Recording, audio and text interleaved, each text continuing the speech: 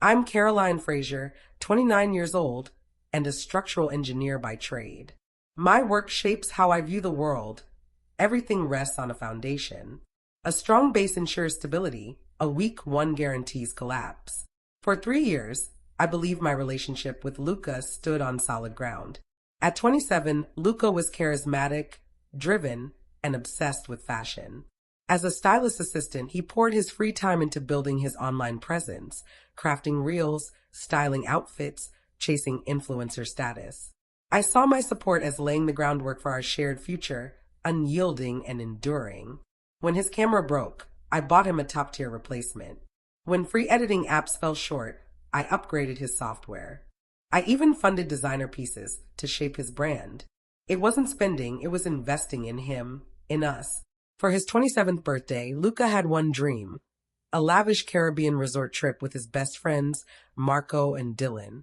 5 nights, all-inclusive, with pristine beaches and rooftop pools. The $4,000 price tag was steep, but I didn't flinch. I sent the money to his account for the booking. Dropping them off at the airport, I saw Luca's beaming smile and it warmed me. I felt I'd done something meaningful, something right. The first few days, my phone buzzed with their stories, sunset cocktails, matching shirts, poolside toasts. Luca tagged me with captions like "living the dream" and "best girlfriend ever." I sent heart emojis, playing the supportive role from afar. On the 5th day, as they were set to return, Luca texted, "Hey, love, this trip's incredible. We're not ready to leave. Dylan found a deal to upgrade our room and stay another week. It's perfect. Send $1,500 to cover it? Love you." I stared at the words. The $1,500 wasn't trivial, but it wasn't just the money. His tone, casual, expectant, like I was an ATM with a nickname, lacked any respect for my effort. "No, can you, or is it okay?" It was a demand, not a question. A chill settled in me, sharp and heavy. I didn't respond. My fingers lingered over the keyboard, then stopped. A memory flickered. Weeks earlier, Luca had mentioned Nia, a professional friend, was at the same resort with her family. He dismissed it, but now it gnawed at me. I searched her Instagram. Her profile was public. My heart raced as I tapped her story. There, in a video from the resort's beach club, posted hours ago, was Luca. His arms were around Nia's neck, her hands on his waist, their bodies swaying too close for just friends. Marco laughed with another woman. Dylan kissed a stranger. This wasn't a friend's trip. It was a couple's getaway, funded by me. The ground beneath my life shifted, not with fury, but with a quiet, crushing snap, like steel giving way. I didn't yell or cry or hurl my phone. A cold calm took over, the kind that follows a storm when you're left staring at the ruins. I replayed the video. Luca's hand on Nia's hip, her smile tilting toward him. It should have broken me, but instead, it severed something in my mind, leaving clarity. This wasn't about the $1,500, or even the betrayal.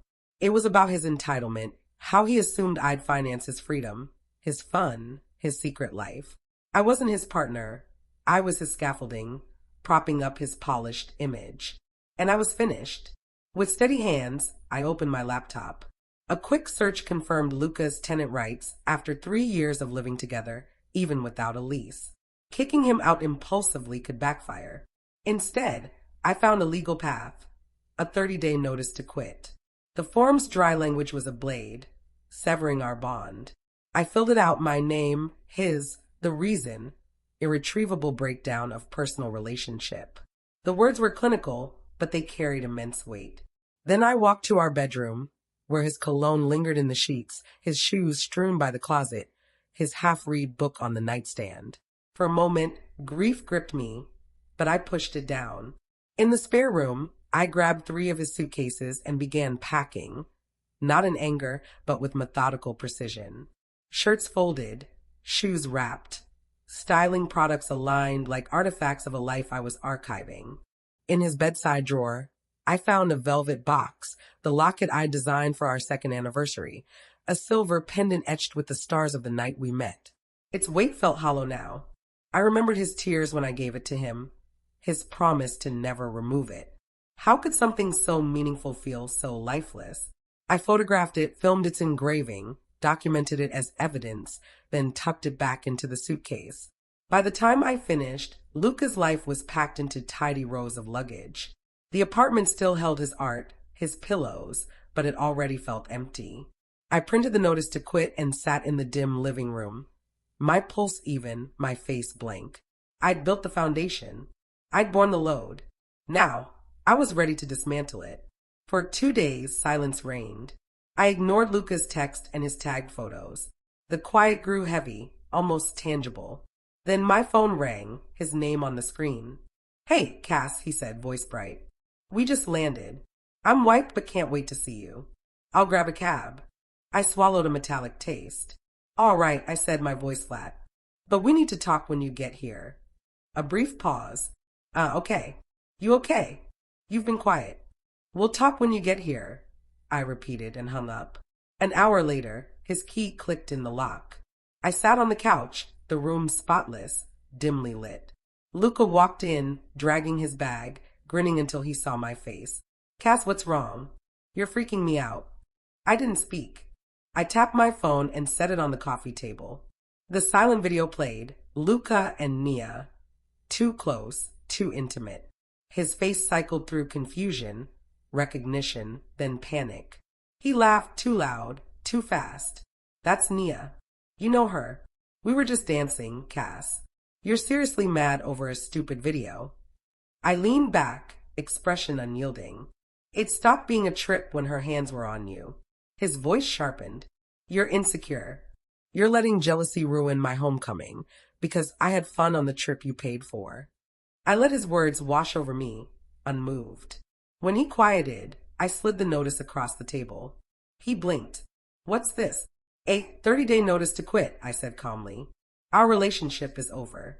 Your things are packed in the spare room. You have 30 days to find a new place." His charm fractured. "You're evicting me?" "I'm terminating your residency," I corrected. "You have 30 days. He shoved the paper back, anger flaring. "You can't be serious." "I am." His eyes narrowed. "Fine, I'll get my stuff now." He moved toward the spare room, but I blocked his path, voice steady. "You can take essentials for now. The rest, laptop, bags, locket, waits until you move out and return your key." His face twisted. "That's my stuff. My career's on that laptop. You're stealing." "I'm not stealing," I said, throat tight but voice firm. "I'm ensuring you leave peacefully. Think of it as a guarantee." His jaw clenched. "You're crazy. I'm done." The silence that followed choked the room. For a moment, I thought he'd lash out, but he grabbed his bag and stormed out, the door slamming so hard it echoed. My calm shattered, hands shaking, breath shallow, but the demolition was underway. The first 3 days after Luca left were unnervingly quiet. I almost believed he'd vanish without a fight. I should have known better. On day 4, my phone flooded with texts. "Cass, please." I was drunk. It was a mistake. "I love you. Don't throw away 3 years. I'll change. Just talk to me." Each word stung, tempting me to reply, to forgive. But I saw Nia's hands, his $1,500 demand, his gaslighting smirk. I set my phone down and walked away. Phase 1, apologies and tears. I stayed silent. By day 6, his tone shifted. "You can't hold my stuff." I spoke to a lawyer. "This is illegal. Let me get my things, or I'll report you for theft." I drafted a formal email, attaching the signed notice to quit. "Your property will be returned upon termination of your residency. You may collect essentials only. This complies with UK tenancy law. Caroline Fraser." No emotion, just procedure. Phase 2, threats. The next day, Luca's friends, Marco and Dylan, tagged me in vague posts. Some women punish men who give them everything. Jealousy destroys lives. DMs followed, controlling which bitter freak. I screenshotted each, deleted them, moved on. Phase 3, proxies. Then my mother called, voice tense. "Cass, Luca's mom called. She said you had a breakdown. Threw him out with nothing and owe him money. She even mentioned your father's death, saying you've been unstable." The words burned. Luca knew my father's loss still hurt, and he'd weaponized it. Did you believe her? I asked. Not for a second, my mom said firmly. But he's trying to ruin you. Be careful. That night, alone in the dim apartment, I realized this wasn't just about eviction. Luca wasn't fighting to stay, he was rewriting the story, casting me as the villain. As an engineer, I know failed foundations follow patterns. His lies were forming a fragile structure, and I had to ensure it crumbled before it stood. Day 30 arrived like a verdict. The flat had been a quiet battlefield. Silenced texts, veiled threats, constant dread. I hadn't slept in our bed. His cologne lingered, so I lived on the couch, fueled by coffee and resolve. I logged every message, every insult, time-stamped and archived. That morning, I opened the blinds, light spilling over Luca's packed suitcases, lined up like evidence. I'd cataloged every item, from cufflinks to chargers, leaving no room for lies. At noon, Luca knocked, his jaw tight, eyes blazing. His father stood beside him, weary and avoiding my gaze. My colleague Graham, my witness, leaned casually against the wall, clipboard in hand. No one spoke as Luca entered, his father trailing, the air thick. This is absurd, Luca snapped. You've turned our home into a courtroom. I didn't respond, just led him to the suitcases. Your belongings, as agreed. He rifled through a case, movements sharp. Everything was there, clothes, laptop, the locket. He froze at the velvet box, then glared. You packed the locket. The one you made. How pathetic. My throat tightened, but I held firm. It was never about the locket, Luca. It was about what it meant. That story's over. He slammed the case shut, laughing coldly. You think you're so smart, so in control. But you're just bitter, Cass. No one will love you again. I didn't flinch. I handed him the inventory sheet. Sign, confirming you've received everything. He glared, but his father murmured, sign it, son. Let's go. Luca scrawled his name. Graham witnessed, and Luca dropped his key on the counter with a sharp clink, a small, final sound. He grabbed a suitcase and left, his father following with a fleeting, apologetic glance. The door closed and silence roared. For 2 weeks I lived in quiet.